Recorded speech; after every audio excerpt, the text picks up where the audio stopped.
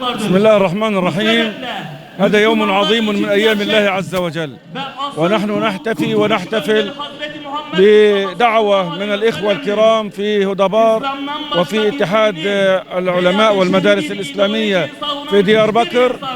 وتحت الأمطار الناس يحضرون نساء ورجالا ويحتفلون بذكرى النبي صلى الله عليه وسلم ويطالبون بتحرير المسجد الأقصى، فهم مع النبي صلى الله عليه وسلم في مولده، وهم كذلك مع النبي صلى الله عليه وسلم في مصراه، يريدون تحرير المسجد الأقصى المبارك من دنس العدو المجرم. هذا اليوم العظيم من أيام الله عز وجل الذي تأتي فيه هذه الحشود الكبيرة تحت شعار النبي القائد، قائد الوحدة، لأن النبي صلى الله عليه وسلم هو الذي وحد الأمة، والقائد هو الذي يوحد الأمة، والقائد هو الذي يوحد، والقائد هو الذي يجمع، والقائد هو الذي يقود للتحرير ولمواجهة العدوان. شعار عظيم في دعوة كريمة إلى الأمة أن تتوحد في مواجهة هذا العدو المجرم الذي هو العدو الصهيوني ومن يدعمه. نحن هنا في تركيا نعتز جدا بأن تركيا تتبنى هذه الأنشطة الكريمة العظيمة، ونعتز بها وندعو إلى المزيد منها، وندعو الجماهير الإسلامية في تركيا وفي سائر أنحاء الأمة الإسلامية أن تقف مع فلسطين، وأن تقف مع الأقصى، وأن تقف مع غزة، لأننا أمة واحدة، قائدنا واحد هو محمد صلى الله عليه وسلم، وقرآننا واحد، وربنا الذي نعبده واحد جل جلاله. بسم الله الرحمن الرحيم. أنا محمد إلهامي من مصر، ومن المكتب السياسي لحركة ميدان، ومن الهيئة العالمية لأنصار النبي صلى الله عليه وسلم. حقيقة في كل سنة نستمتع بهذا الحدث الكبير الذي يحدث في ديار بكر، وبالذات هذه السنة مع هذا الشعار العظيم الذي اتخذوه، وهو محمد صلى الله عليه وسلم قائد الوحدة والنجاة. نعم، لا يمكن أن تتحقق النجاة لهذه الأمة لا في الدنيا ولا في الآخرة إلا تحت قيادة سيدنا محمد صلى الله عليه وسلم، وبعد أن ترجع هذه الأمة أمة واحدة مرة أخرى. أنت إذا نظرت إلى الجغرافيا حول الأمة الإسلامية ستجد أنها أمم كبيرة، الصين والهند، الاتحاد الأوروبي، أمريكا، فهم جميعا كتل كبيرة، وروسيا كذلك، يتحدون على جسد ممزق مفتت ضعيف. فلا بد أن ترجع هذه الأمة أمة واحدة لكي تتمكن من مواجهة هذا القوس الذي يحيط بها من الأعداء.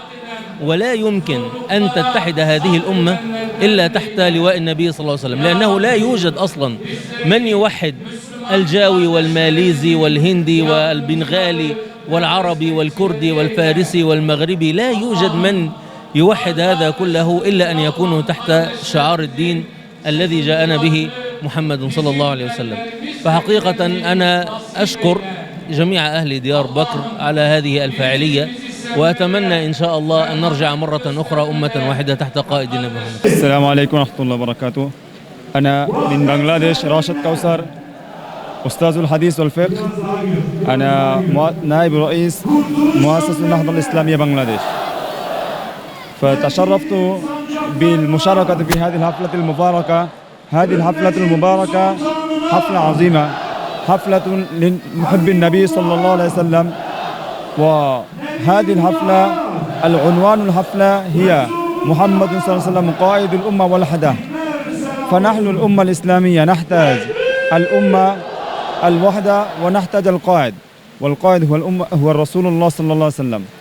فنشكر جدا ونشكر كثير الذين أقاموا هذه الحفلة والذين شاركوا بأي طريق في إقامة هذه الحفلة المباركة، وندعو أن الله يتقبل من كلنا هذه الجهد المبارك. السلام عليكم ورحمة الله وبركاته. بسم الله الرحمن الرحيم. أنا دكتور محمود عاشور من سوريا حماة، وأنا معتقل سابق ل 25 سنة، ولحقت 15 سنة سابقة، واليوم نحن نعيش في سوريا بأحسن حال، وإن شاء الله الأمور لتحسن، وإن شاء الله ستشرق شمسنا بشكل كبير في سوريا وفي جميع الأقطار.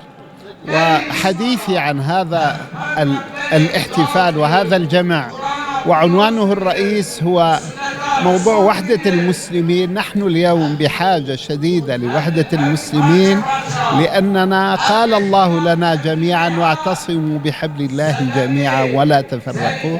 فنحن معنيون كيف نبني مجتمعا قويا متماسكا قائم على محبة النبي صلى الله عليه وسلم وعلى أخلاق النبي صلى الله عليه وسلم.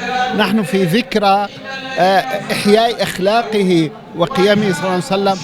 روحه صلى الله عليه وسلم تقول لنا، كأنها تقول لنا اليوم كما قالت لسيدنا جبريل عندما سأله ورآه يبكي قال ما يبكيك يا محمد؟ قال أمتي أمتي. ونحن كأن النبي صلى الله عليه وسلم يقول لنا وهو يوصينا دائما أمتي أمتي. ما هو الخلاص من الأزمة والضيق والحروب والظروف الصعبة التي تعانيها أمة النبي محمد صلى الله عليه وسلم؟ بأمرين اثنين. الأمر الأول هو العودة إلى دين الله وإلى أخلاق النبي محمد صلى الله عليه وسلم. وأما الأمر الثاني وهو وحدة المسلمين.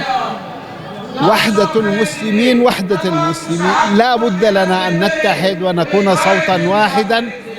الأعداء يتحدون للقضاء علينا في سوريا، في فلسطين، في التآمر على تركيا، في العراق، في كل البلاد. نحن واجب علينا أن نواجههم بأن نتحد ونكون معا لنسقط مؤامرتهم ونحمي بلادنا وديننا وأعراضنا.